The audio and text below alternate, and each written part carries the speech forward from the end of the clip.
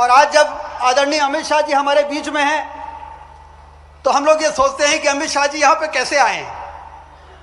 तो इस निष्कर्ष पर मैं पहुंचता हूं कि 9000 से ज्यादा जो गौ माताएं यहाँ पर हैं, उन्होंने अमित शाह जी को यहाँ पर बुलाया है।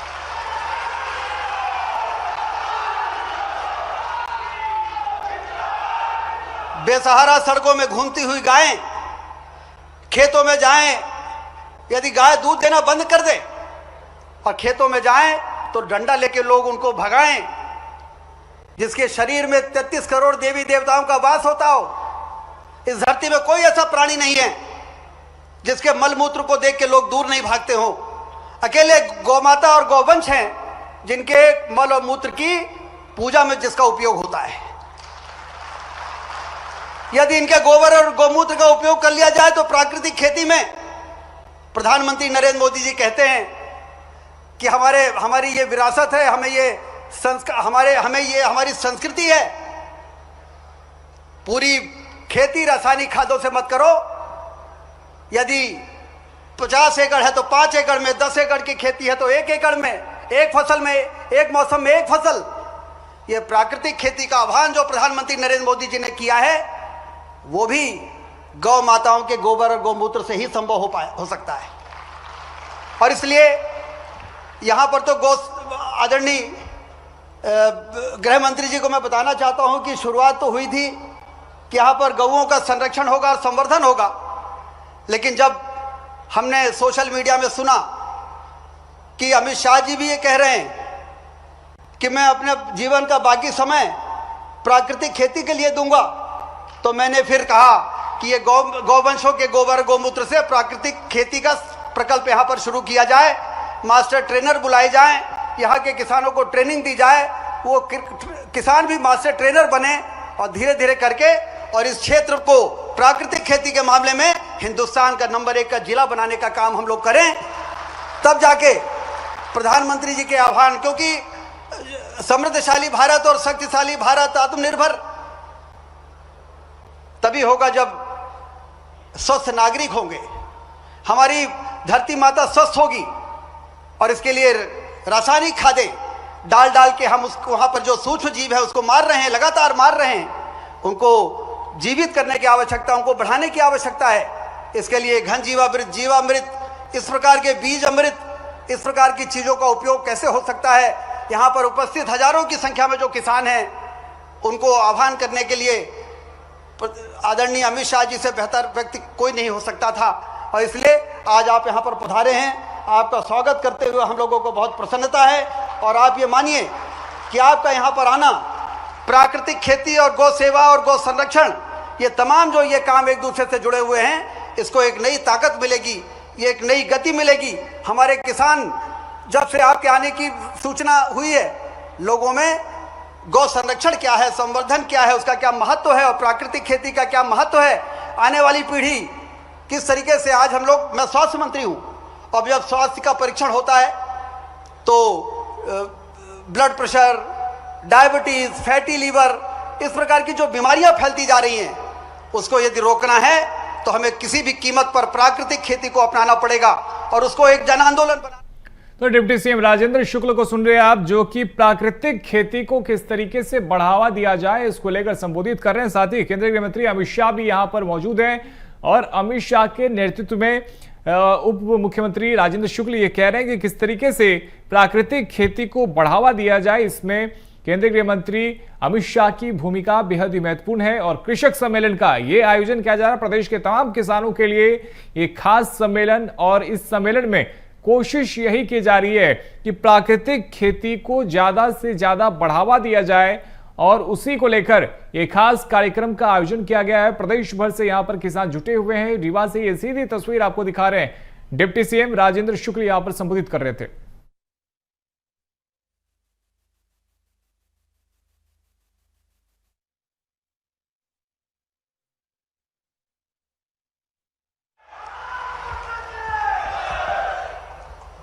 बसावन मामा गोवंश वन विहार के इस गौरवमय कार्यक्रम में हमारे बीच भारत के यशस्वी गृह मंत्री श्रीमान अमित शाह जी मौजूद है। जोरदार अभिनंदन करें माननीय अमित शाह जी के लिए। सच में हमारे बीच हमारे नेता मौजूद हैं और उनके प्रत्येक काम के मामले में कैसी कैसी रुचि है, कई मामलों में मुझे भी और नई जानकारी आती रहती।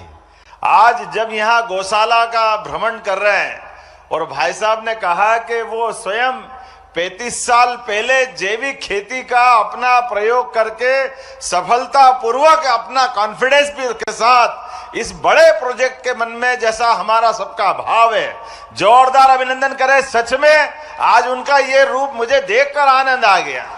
माननीय उप मुख्यमंत्री राजेंद्र शुक्ला जी जिनके प्रयास से ये शासकीय गौशाला प्रारंभ हुई, ये नया प्रकल्प प्रारंभ हुआ। इस अवसर पर माननीय हमारे प्रदेश के अध्यक्ष श्रीमान हेमंत खंडेलवाल जी हमारे बीच, हेमंत जी भी लगातार ऐसे गौशाला और बहुत सारे काम जैविक खेती के करते हैं। उनका भी विविध रूप है, बहुरंगी, उनकी अपनी उनके व्यवस्थाओं के आधार पर स्कूल का, गौशालाओं का, दूध उत्पादन का, फूड पार्क का, एग्रीकल्चर सेक्टर में काफी रुचि रखते हैं हेमंत जी।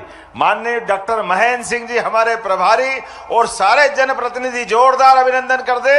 समय की कमी है, मैं ज्यादा न बोलते हुए माननीय गृह मंत्री जी को बुलाऊंगा। उसके पहले 2-3 मिनट में अपनी बात खत्म करूंगा। हमारा सबका माननीय प्रधानमंत्री श्रीमान नरेंद्र मोदी जी का जोरदार अभिनंदन करें, जिनके आशीर्वाद के बाद हमारे अपने सरकार के गठन के साथ हमारे माननीय गृह मंत्री जी, माननीय प्रधानमंत्री जी लगातार नवाचार को, अच्छे कामों को प्रोत्साहन दे रहे हैं। और खासकर ये बताना चाहूंगा, हमारे प्रदेश के अंदर किसानों की आय बढ़ाने के लिए, दूध का उत्पादन बढ़ाने के लिए भी बनासकांठा से नेशनल डेयरी डेवलपमेंट बोर्ड, और आप सहकारिता मंत्री भी हैं, इस नाते से किसानों की आय खेती की फसल से तो बढ़ना ही चाहिए, लेकिन दूध उत्पादन भी बढ़े और दूध उत्पादन के आधार पर घर घर व्यक्ति के जीवन में सुख समृद्धि आए।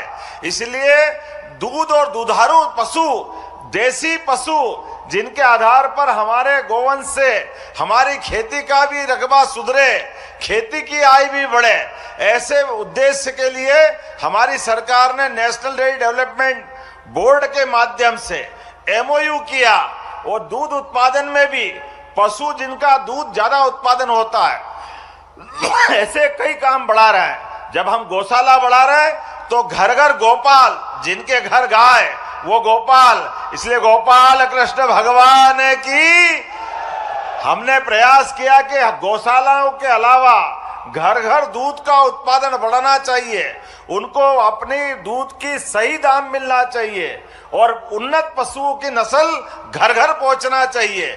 इसलिए आपने कहा था पिछली बार 2024 दिसंबर में कि अभी राज्य में 9% दूध का उत्पादन होता देश के आधार पर, आपके आशीर्वाद से 5 साल में इसको 20% तक ले जाएंगे, 20% तक।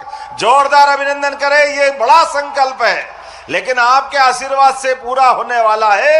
1 साल के अंदर, पिछले साल तक राज्य में हम 9000 लीटर दूध का उत्पादन करवा रहे थे, लेकिन अभी अभी आंकड़ा आया है पशुपालन विभाग के द्वारा, अभी हमने 12000 लीटर दूध का प्रति दुग्ध संघ हमारे पास ये आंकड़ा आया है। 25% खरीदने के आधार पे बढ़ा है, लेकिन इसको 20% तक ले जाना है। और ये निराश्रित गौ माता है जिनमें 33 करोड़ देवी देवता का वास होता है, ये दर दर क्यों भटके? वास्तव में इसका सारा प्रबंधन करने के लिए हमने नगरीय निकायों में, नगर पालिका, नगर निगम, नगर पंचायत, प्रत्येक गौशाला को 20 रुपया प्रति गौमाता के बजाय 40 रुपया प्रति गौमाता करने का निर्णय किया है। ऐसे कई और निर्णय मैं बता सकता हूं, लेकिन आज समय की कमी है। आज तो मन आनंद से भरा हुआ है। अटल बिहारी वाजपेयी जी की जयंती है, जोरदार अभिनंदन करें अटल बिहारी वाजपेयी जी के लिए, जिनके कारण मध्य प्रदेश को गौरव हुआ, दुनिया का सबसे बड़ा लोकतंत्र गौरवान्वित हुआ।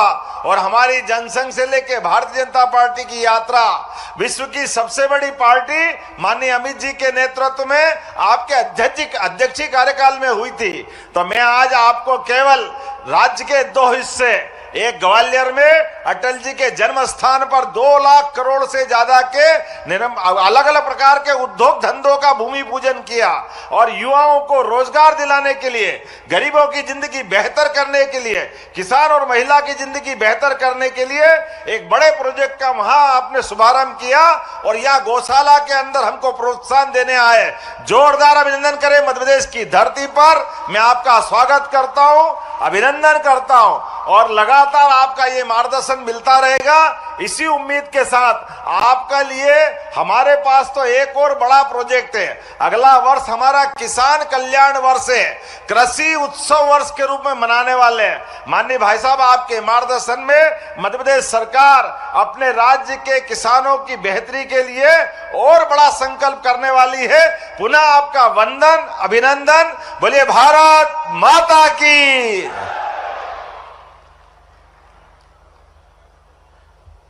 धन्यवाद। अब एक वीडियो फिल्म का प्रदर्शन होगा जिसका मूल विषय है बसामन मामा गौवंश, वन्य विहार एवं प्राकृतिक खेती।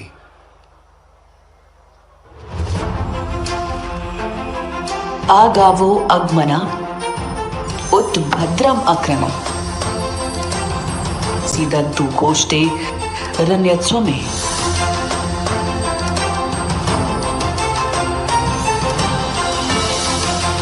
हे गौ माताओं, आप सुखपूर्वक गौशालाओं में निवास करें और अपने अस्तित्व से हमारे समाज, हमारी कृषि और हमारे जीवन को समृद्धि प्रदान करें।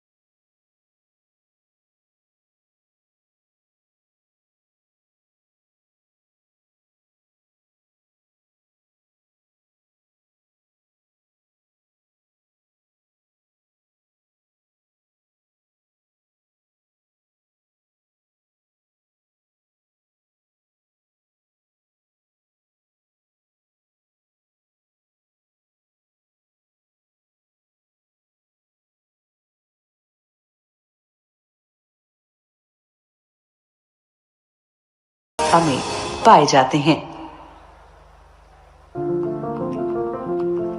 इन्हीं चुनौतियों को स्वीकार करते हुए मध्य प्रदेश के जिला रीवा के ग्राम पुरवा में भगवान बसामन मामा की पुण्य भूमि पर बसामन मामा गौवंश वन्य विहार की स्थापना की गई। ये परियोजना माननीय प्रधानमंत्री श्री नरेंद्र मोदी जी की गौवंश संरक्षण और प्राकृतिक खेती की अवधारणा पर आधारित है। नेचुरल फार्मिंग भारत का अपना स्वदेशी विचार है। ये हमने कहीं से इंपोर्ट नहीं किया है, यानी हमारी ट्रेडिशन से जन्मा है।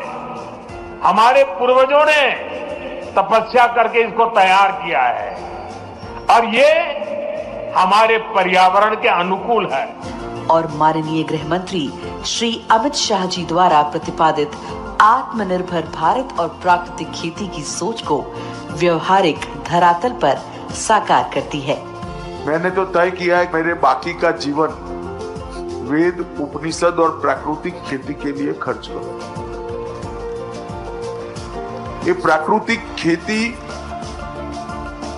ये इस प्रकार का एक वैज्ञानिक प्रयोग है जो कई प्रकार के फायदे। माननीय मुख्यमंत्री डॉक्टर मोहन यादव जी के नेतृत्व में मध्य प्रदेश शासन की स्पष्ट गौ संवर्धन नीति, दृढ़ प्रशासनिक इच्छा शक्ति। हमने एक योजना बनाई कि एक 5000 से बड़ी गौशालाएं जो चलाएंगे उनके लिए भी प्रति गौमाता 40 रुपया और 125 एकड़ जमीन तक भी हम निःशुल्क देंगे, ताकि बड़ी गौशाला भी बहुत आराम से चले और गौशालाओं के माध्यम से दूध उत्पादन भी करो गोमूत्र भी, और गोमूत्र के बहुत सारे अर्क से लेकर बहुत सारी चीजें बनती है। और माननीय उप मुख्यमंत्री श्री राजेंद्र शुक्ला जी के अटूट संकल्प एवं जन भागीदारी के माध्यम से आज ये गौवंश वन्य विहार साकार रूप में हमारे सामने खड़ा है। बसामन मामा गौवंश वन विहार इस समस्या को ध्यान में रख के बनाई गई। सड़कों में बैठी हुई गौ माताएं दुर्घटना का शिकार होती हैं। ये परिस्थितियां बहुत ही चिंताजनक थी। ये एक बड़ी समस्या थी। ये वेद, पुराण, उपनिषद हर जगह गौ माता के महिमा का बखान किया गया है। कोई भी संत और महात्मा जब अपना प्रवचन करते हैं तो गौ माता की महिमा का बखान करते हैं।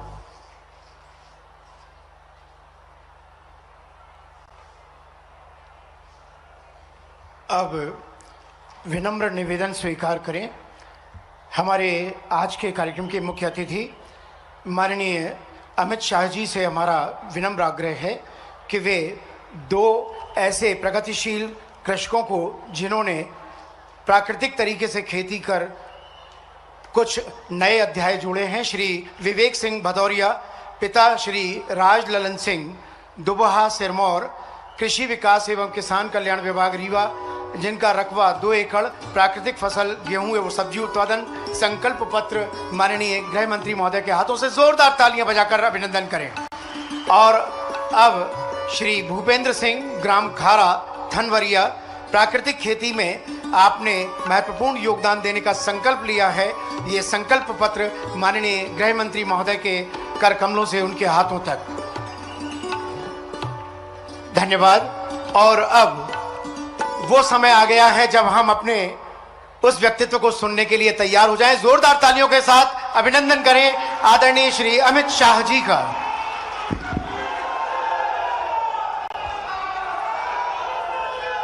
मेरे साथ बोलिए, भारत माता की।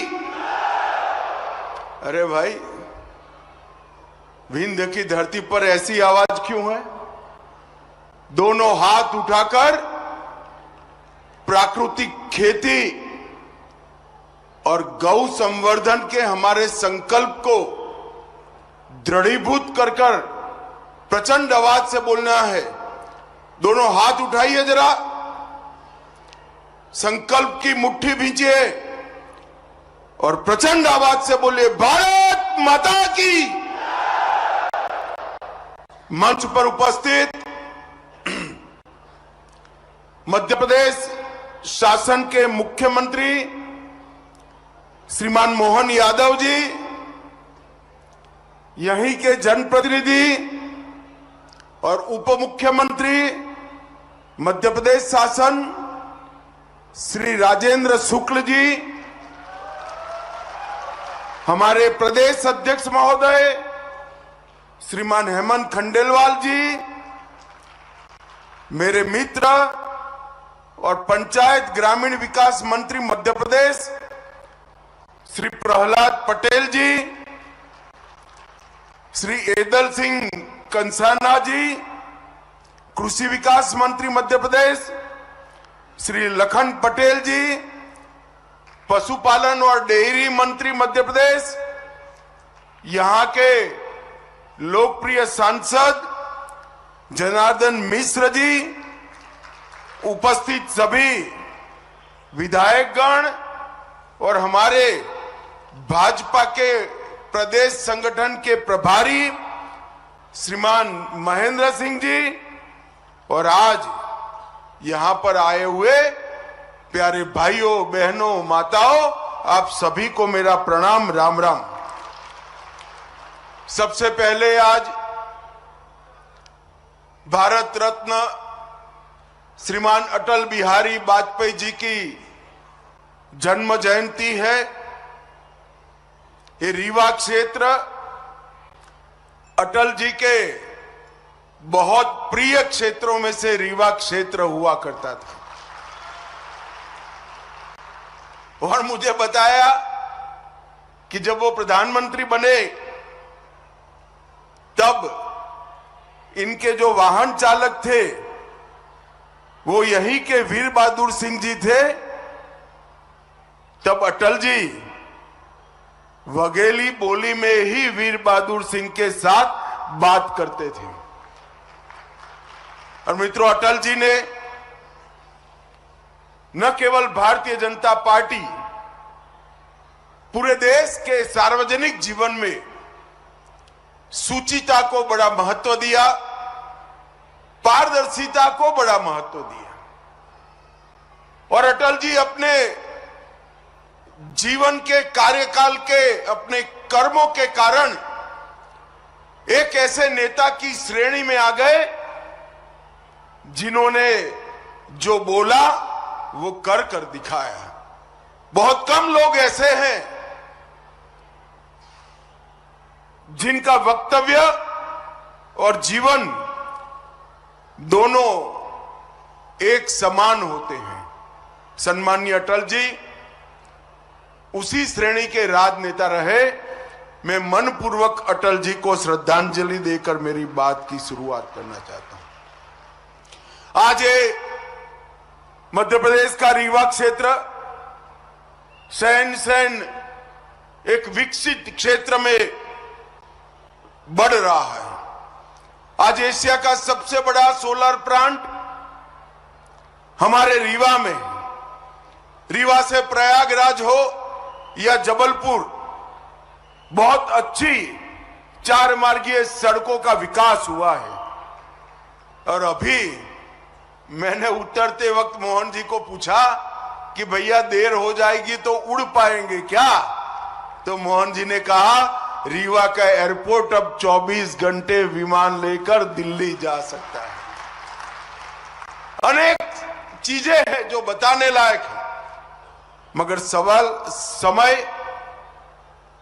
हमें परमिट नहीं करता है। मित्रों, आज मुझे उप मुख्यमंत्री साहब मिलने आए थे। उन्होंने कहा था हमारे रीवा में बसामन मामा गौवंश बिहार बन रहा है, एक देखने जैसा प्रकल्प है। मैंने उनको बताया था कि मैं जब भी मध्य प्रदेश आऊंगा जरूर रीवा आकर बसावन मामा गौवंश प्रोजेक्ट को देखूंगा। और आज मैं जाकर देख कर आया,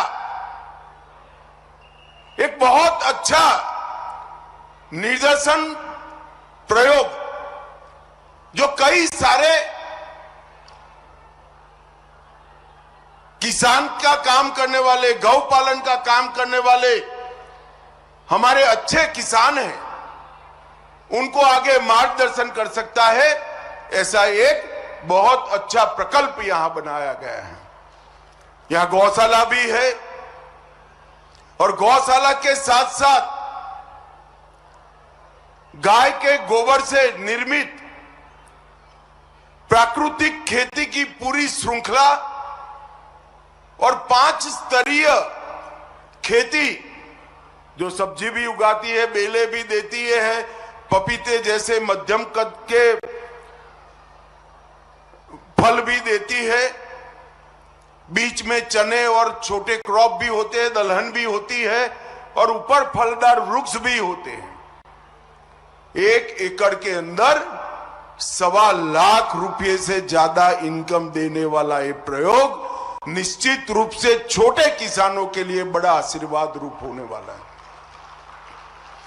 इसका आधा भी अगर रीवा के प्रगतिशील किसान अपने खेत में कर ले और एक का देखकर दूसरे, दूसरे से देखकर तीसरे, तीसरे से देखकर चौथे किसान तक ये ट्रांसफॉर्म हो जाए, तो रीवा की कृषि आय 2.5 गुना बढ़ने की क्षमता रखती है।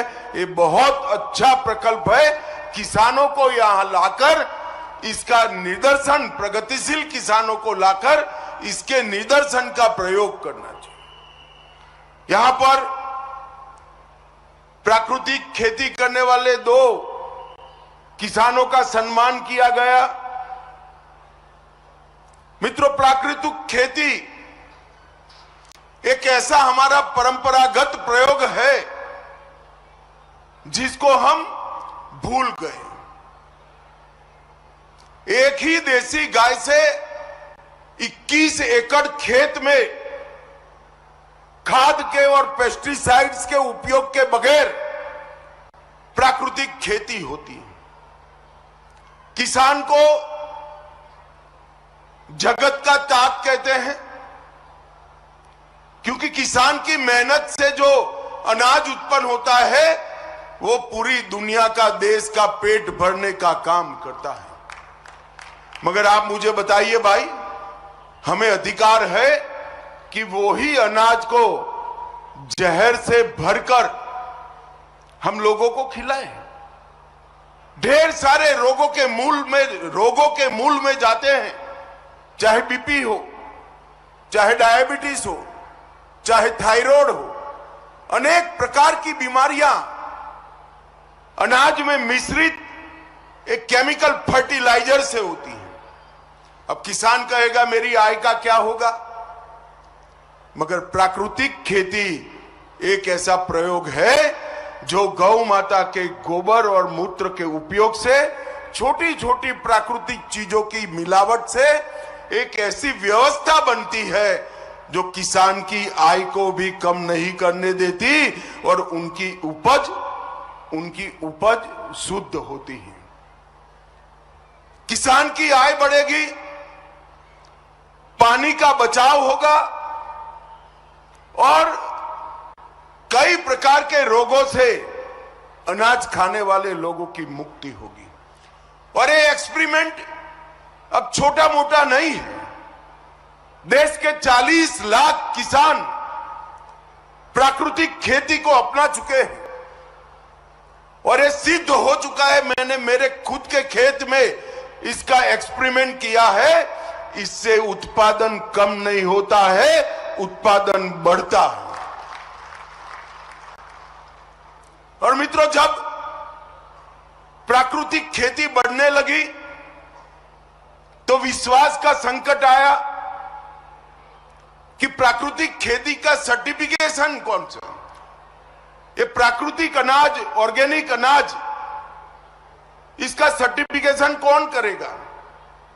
नरेंद्र मोदी जी ने सहकारिता मंत्रालय के माध्यम से 2 बड़ी कोऑपरेटिव इसका काम कर रही है, जो प्राकृतिक खेती की उपज का सर्टिफिकेशन लेबोरेटरी में, विश्व के सबसे आधुनिक लेबोरेटरी में इसका परीक्षण, इसका पैकेजिंग, इसका मार्केटिंग और इसका एक्सपोर्ट करने की व्यवस्था की है। और आने वाले दिनों में देश भर में 400 से ज्यादा प्रयोगशालाएं किसान को सर्टिफिकेट देगी कि इसका खेत भी प्राकृतिक है और इसकी उपज भी प्राकृतिक है, जो किसान की आय को लगभग 1.5 गुना बढ़ाएगी। दुनिया भर में बहुत बड़ा बाजार है प्राकृतिक खेती का। पूरी दुनिया मान चुकी है कि ऑर्गेनिक अनाज खाने से, ऑर्गेनिक खाना खाने से स्वास्थ्य अच्छा रहता है।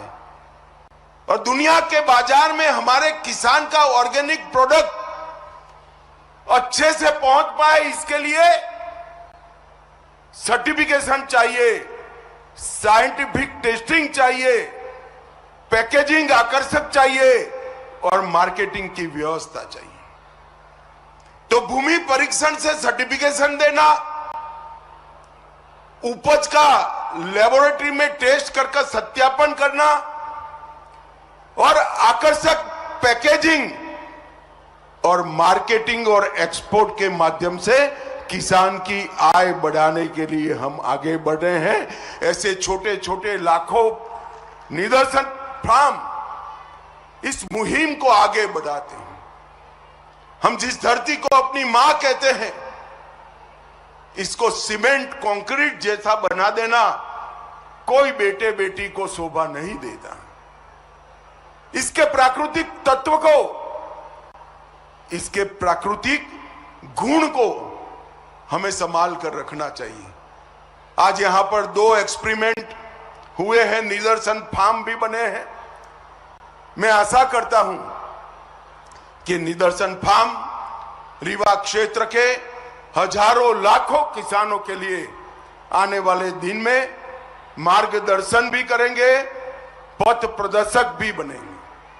मित्रों, आज निदर्शन फार्म का नाम बसावन मामा के नाम से रखा है, जिन्होंने प्रकृति के लिए अपने प्राण दिए, पीपल के वृक्ष को बचाने के लिए पूरा जीवन खर्च किया। मैं आज हम सभी को जो मंच पर बैठे हैं और सामने बैठे हैं, क्या हम तय कर सकते हैं कि हमारे गांव में यहां से जाकर अगली बारिश की मौसम में कम से कम 5 पीपल के वृक्ष बोकर बसावन मामा को हम श्रद्धांजलि देंगे? क्या पीपल के वृक्ष से प्रकृति की अनेक प्रकार से सेवा होती है। बोने वाले से 4 गुना आयुष्य वो वृक्ष का होता है। एक रूप से आपके जाने के बाद भी वो पीपल का वृक्ष आपको जिंदा रखेगा। और सबसे ज्यादा ऑक्सीजन का उत्सर्जन करने वाला कोई वृक्ष है तो ये पीपल का वृक्ष होते हैं। और ये पुण्य कार्य भी है। भगवान श्री कृष्ण ने गीता में गाया है कि वृक्षों में मैं पीपल हूं, तो स्वयं विष्णु का वास जिसमें है वो पीपल का वृक्ष होता है। इसको कोई काटता भी नहीं है। एक लिए बोल दीजिए, अपने सर से बड़ा कर दीजिए, वो 200-300 साल तक धरती मां की, लोगों की और प्रकृति की सेवा करता रहेगा। हम सब आज बसावन मामा को श्रद्धांजलि देने के लिए 5 पीपल के वृक्ष बोकर अपने सर से बड़ा करने का संकल्प कर जाए। और ये जो निदर्शन फार्म बना है वो गौ सेवा करने वालों के लिए, पशुपालकों के लिए और प्रकृति की सेवा कर प्राकृतिक खेती की ओर जाकर समृद्ध बनने वाले किसानों के लिए पथ प्रदर्शक बनता रहे, यही मेरी अभ्यर्थना है। भारत माता की जय, वंदे मातरम।